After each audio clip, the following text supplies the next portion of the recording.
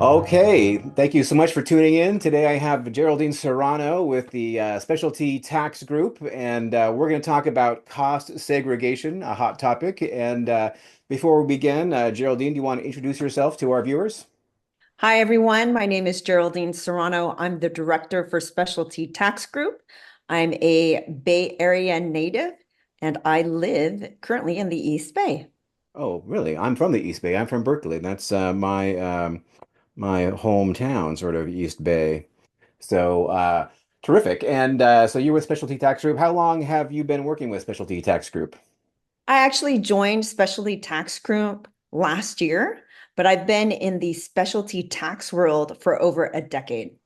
Okay, all right, terrific. All right, so we're going to talk about cost segregation here, and a lot of people don't know what that is. So maybe you could just start out by telling us what is a cost segregation or what is a cost segregation study? So, a cost segregation study is a detailed engineering report of the building. And the reason why real estate investors would do a cost segregation study is it helps them lower their tax liability and improve their cash flow. And most people aren't aware about this tax strategy, which is unfortunate because I meet plenty of real estate investors that have owned real estate investments for a long time. And if they knew about cost segregation, they could have saved a ton in taxes if they would have implemented this strategy. Okay, all right. So you mentioned investors. So like, who qualifies for like a cost segregation study? Like, do normal homeowners qualify for it, or is it like large institutional investors, or is it like mom and pop investors? Like, who benefits from cost segregation studies? Anyone that has a real estate investment, and that means anyone that has a residential or commercial property, right? So a cost segregation study can be done as on an ADU, a condo, on a single family home, even if you're only renting out part of the home, not the entire home. It can be done on a single family home, duplex, fourplex, any residential property. Yeah, well, that's very interesting because you hear about a lot of people now who are doing like converting part of their house to an ADU, right? That's quite popular these days. So you could actually do a cost segregation study on just that one third of your house or whatever that you created an ADU out of, Absolutely. So I have a client who did what's called house hacking, right? where he bought a single family home. He would live in one of the rooms, and once it started cash flowing, he would move out and he would repeat the process. When I met him a few years ago, he called me and said, Geraldine, I have my tax return in my hand that my CPA prepared, and it's ready for me to sign and mail to the IRS along with a check for $100,000. Well, my friend, who is a client of yours and another real estate investor, he told me to call you and see if there's something you could do about that.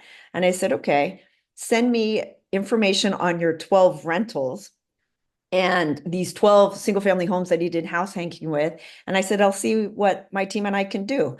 After I received that information and my team looked at it, I called them back and said, if you don't want to pay the IRS a single penny for this current tax year, you don't have to. And he said, great. How are you going to do that? And I said, with cost segregation. And I said, when you own investment property, you get a tax deduction from the building called depreciation. You don't get it from the land, right? Typically, when you buy property, you're buying two things. You're buying the building and you're buying the land. The building, you get a tax deduction called depreciation. Land, you don't get any tax benefit.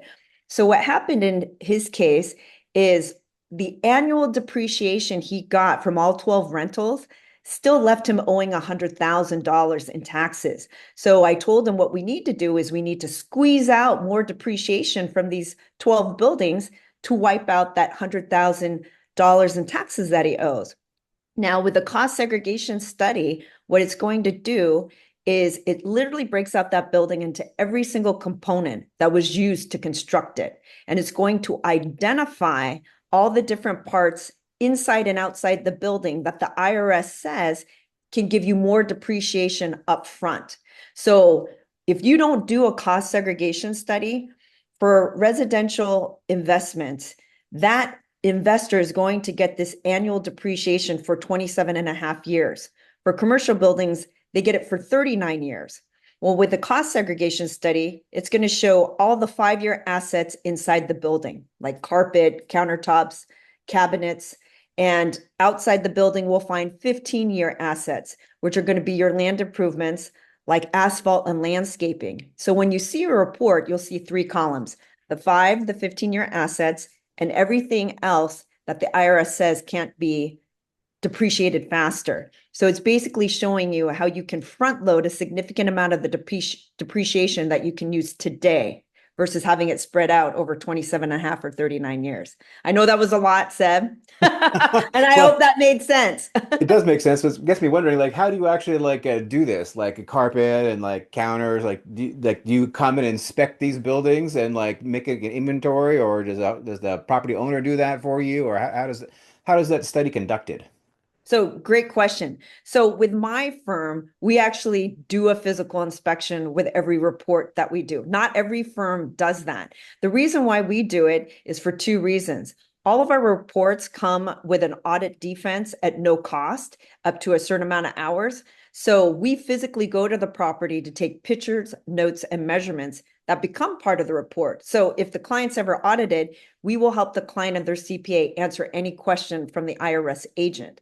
Also, we physically go to the property because that's what the investor is paying us to do. They want us to identify every single component that the IRS says can give them more depreciation up front. And without physically seeing the building, we would have no idea what's there. But my firm does that. Not every firm does it. They won't do a physical inspection. So, but my firm does. Other companies will have their client do FaceTime, which I wouldn't recommend, because the client's not going to know what to look for when they walk inside the building or outside, right? A person that has the knowledge and expertise on what to look for, right? Knows what the IRS says can be depreciated faster. They're the ones that are going to know what to find at the property, not the client.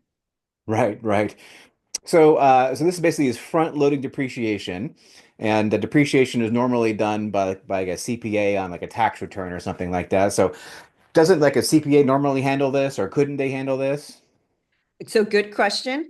My company follows the IRS's audit technique guide, and it states that it has to be done by someone with an engineering background, specifically a construction engineering background, which CPAs aren't engineers. But the report also has to be overseen by a tax professional to make sure the report is compliant with the current tax law, right? So people will always ask, why doesn't my CPA do it? There are certain things that are visible, like carpet, cabinets, countertops, right? That they can see, that they could put on a 5-year schedule on the tax return. But if somebody wanted to maximize what they would get out of a study, then they would hire an expert to do it, right? And also during tax time, CPA is not going to physically go out and do an inspection of the building, right? They're going to be too busy doing tax returns.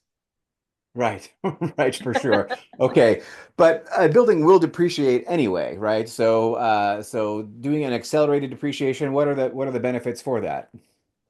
Well, so let me put it this way. So I have clients that are buying condos, and they're saying that's the best property to do a cost segregation study on, whether it's residential or commercial, because what I mentioned earlier is typically when you buy property, you're buying the building and the land. Well, with a condo, there is no land.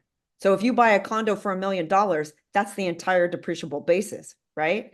So so when you do a cost, if you were to just take that $1 million and divide that by 27 and a half years, you're going to get maybe 20,000 in annual depreciation, right? So what if you need more than 20,000, right? Because the way it works out is you take your gross rental income, you deduct expenses, right? Mortgage, insurance, maintenance, etc. Then you get your net rental income. From there, you deduct the annual depreciation. Well, let's say you deduct the 20,000 and it still leaves you owing, let's say in that story I told, 100,000. Well, then that's would be the reason why to do a cost segregation study. Let's say the cost segregation study gets you, instead of the 20,000 in annual depreciation, it gets you the 100,000 that you need to wipe out what you owe in taxes. So then that would be the reason to do a cost segregation study, right? Because any investor would rather not write a check for any amount, right? They'd rather be like, oh, I owe zero. Right, that would be much better. Okay. So let's just say I've owned a building for a while. Maybe I've already depreciated it for like 2 or 3 years, and then I suddenly realize, wait a second, I should cost segregate this. Like, do I amend my prior year tax returns, or can I recapture any of that depreciation, or how does that work?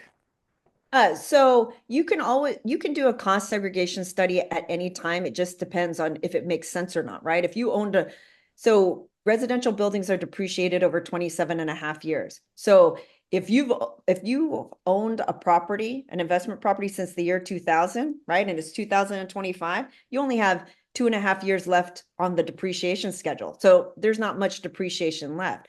However, if you bought in 2021, which was actually a great year to buy investment property, then you still have plenty of depreciation left. But you could still do a cost segregation study today in 2025.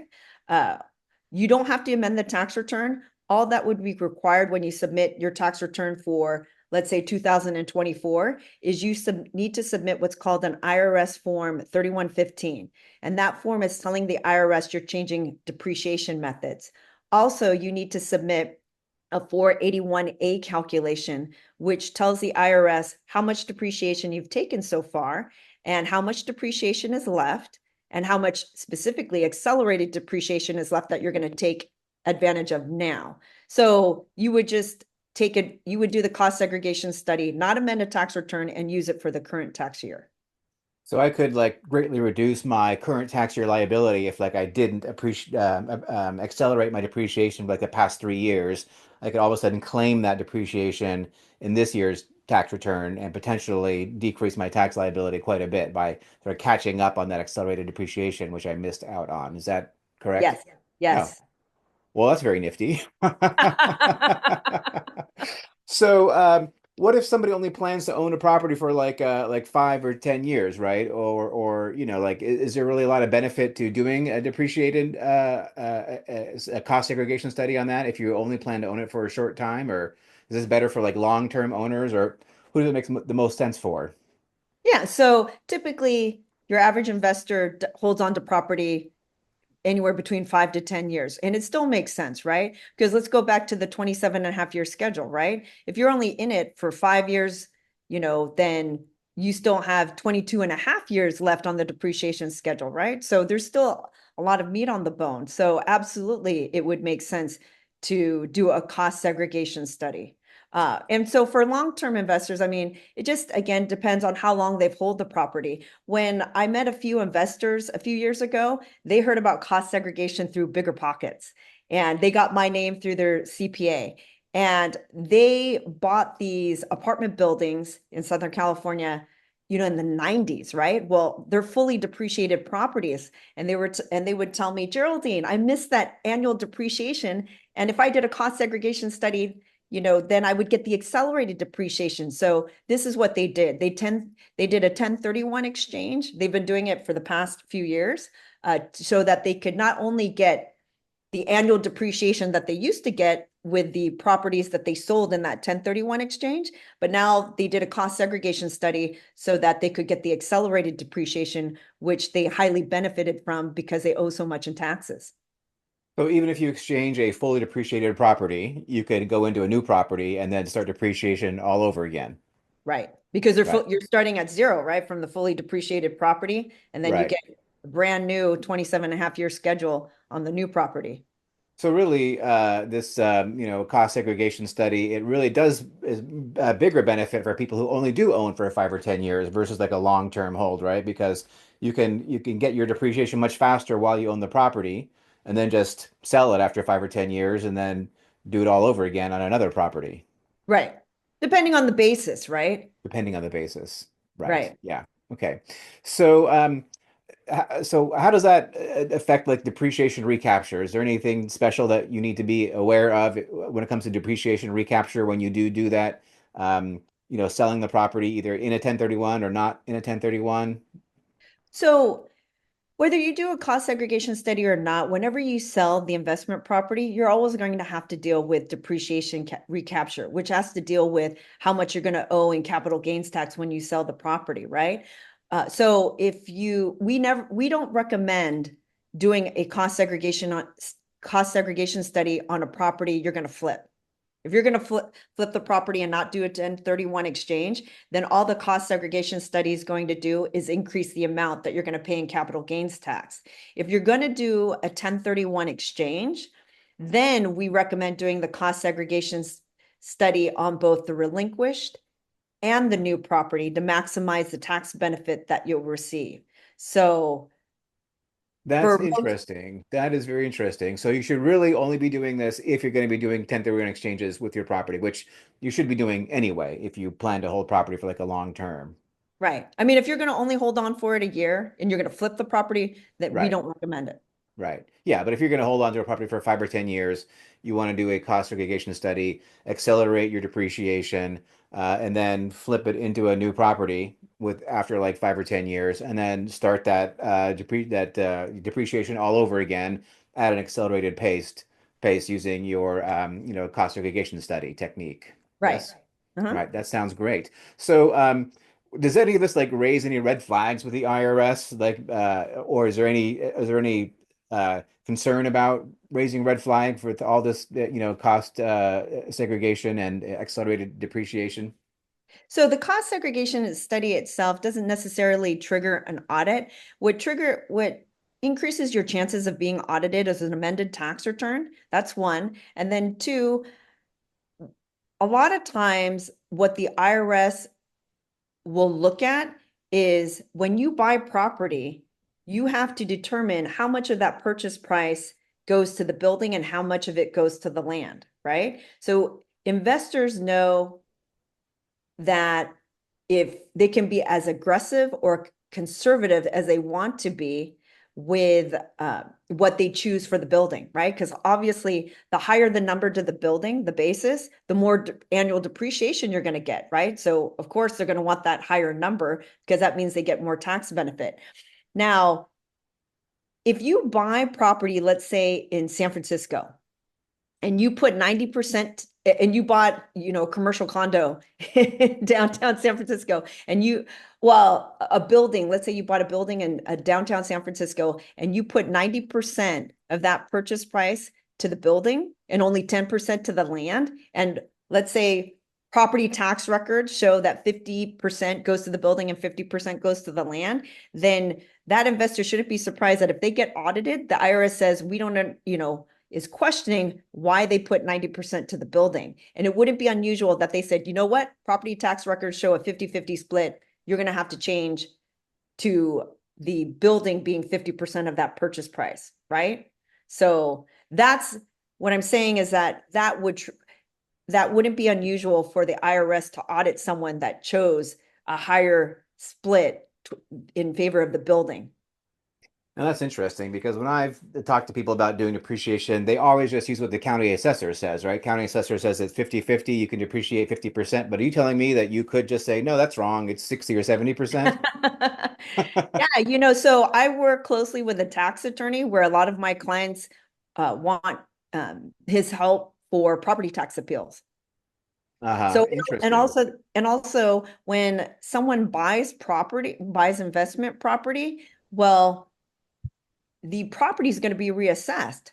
So a lot of times my clients want to wait till the property is reassessed and and then the numbers change for the building and the land, right? Because if we look at the the property tax records that are currently shown, that the investor might not agree with it, right? And they're going to want to wait till the property is reassessed and used whatever numbers on the new assessment. Right. Okay, interesting. So, but if you have a reasonable, ratio of, approved versus land value, are there any other red flags that might come about from using accelerated depreciation or?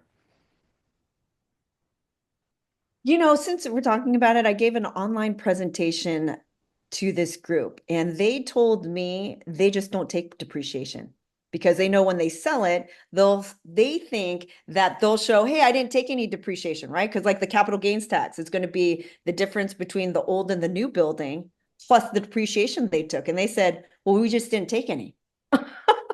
and, and so the way that plays out is if the IRS audits that investor, they'll say, well, you were supposed to take depreciation and we're still going to calculate the capital gains as if you took it. So you didn't benefit from taking it, but we're going to treat this situation as if you took it and still charge you capital gains tax based on that calculation.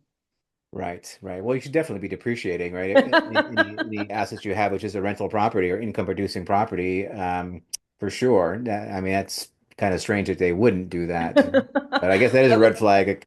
There's many red flags raised with that one, I guess. So what makes a specialty tax group special? Like there are other people in this space. Like why should someone choose to work with STG? So I'm going to give you two, I'll tell you two different stories. One, an investor saw a presentation of mine and she had heard about cost segregation before, and she actually used a competitor. And my team and I got a chance to look at one of the reports from the competitor. And we saw that the results she got from that competitor for this one apartment building in Silicon Valley was very low. So on average, a cost segregation study should move anywhere between 20 to 40% of the depreciable building basis, right, into a faster depreciation schedule. Well, on this one report, they only moved 13%. My team looked at this report and would have easily moved 33% into a faster depreciation schedule. So what that means is it just reflects the knowledge and expertise of my team, right? That we would have found a lot more that the IRS says can give them more depreciation. So that's one story. The second story is I got introduced to a family that owns hotels all over California. And they had been working with this one guy in Washington. And for this new acquisition at the time that I had met this family, they let me put in a bid. I didn't win because they said, well, we have a relationship with this guy in Washington and we're just going to continue working with him. I said, no problem. I understand. Thank you for the opportunity of letting me put in a bid. Well, 2 weeks later, one of the sons calls me and says, hey, Geraldine, do you think your team can get those numbers that you provided on your estimate? I said, absolutely. Why? And he said that this guy in Washington came up with relatively low results. And so he hired my firm to do a cost segregation study. So he ended up paying twice for two different cost segregation studies. Well, my firm's report did match the numbers on our estimate. And he asked me why there would be such a huge discrepancy. The guy that they were using in Washington never visited the property and had no idea what was there at the building, right? So that just goes to show the power of a physical inspection. I mean, once you see what's there, you can identify everything at the property that can give you more depreciation. So people own property from coast to coast. Do you guys fly like to like North Dakota to like inspect buildings, or you have like local people everywhere? How does that work? So good question. So my company is nationwide. My company's headquarters is in Alpharetta, Georgia, right outside of Atlanta. But we have a team all over the country that can do these physical inspections. I'm here on the West Coast. So for my clients that have properties in Hawaii, I will go to Hawaii. But yeah, our team is able to definitely do inspections in any state. Any state. Okay. So, how much do these inspections cost? I mean, what is a cost segregation study going to run me? Like, let's just say that I have like a fourplex in the East Bay. What does that cost to have a study done like that? Well, so unfortunately for me, our fee is not based on the tax savings because if Oh. it was, I'd be retired and I would probably not be talking about cost segregation. So our fee is based on the amount of time, amount of work it takes to do the report. So smaller the building, smaller the fee, larger the building or number of buildings, higher the fee. And to put that into perspective, let's say we're looking at 1,000 square feet condo, right? Depending on what's in it and how big it is, like let's say it's a 2 bedroom, 2 bath, let's say it's $3,500. It could be anywhere, 2 to 3,000 to do the report for that condo, right? But also, let's stick with Hawaii. So, I have clients that are buying these brand new condos and these new high rises on Oahu. Okay. And and they're buying these condos at $1 million plus. Okay. And I've seen reports where we're able to move 40% of that depreciable basis, right? That means 400,000 that they're getting in accelerated depreciation, right? And so for, let's say, a $3,500 fee, which is 100% tax deductible, they would write a check all day long for $3,500 to get an additional 400,000 in accelerated depreciation, right? To lower their tax liability. On the other end of the spectrum, I was referred to a hotel developer who had a $60 million project here in the Bay Area. One building, 6 stories, 3 different roof types. We saved him over $9 million in taxes. That fee, $12,500. Wow. So these are big numbers right here. So it sounds like this is almost like a no-brainer, right? For anybody who owns like a building that has a substantial amount of improvements that could be depreciated. This is like a no-brainer. Yes. For the people that know about it, right? Because like with that story that I mentioned earlier about my client that did the house hacking, remember, he had his tax return in his hand, ready to sign and mail off to the IRS, along with a check for $100,000 because his friend told him to contact me and told him about cost segregation.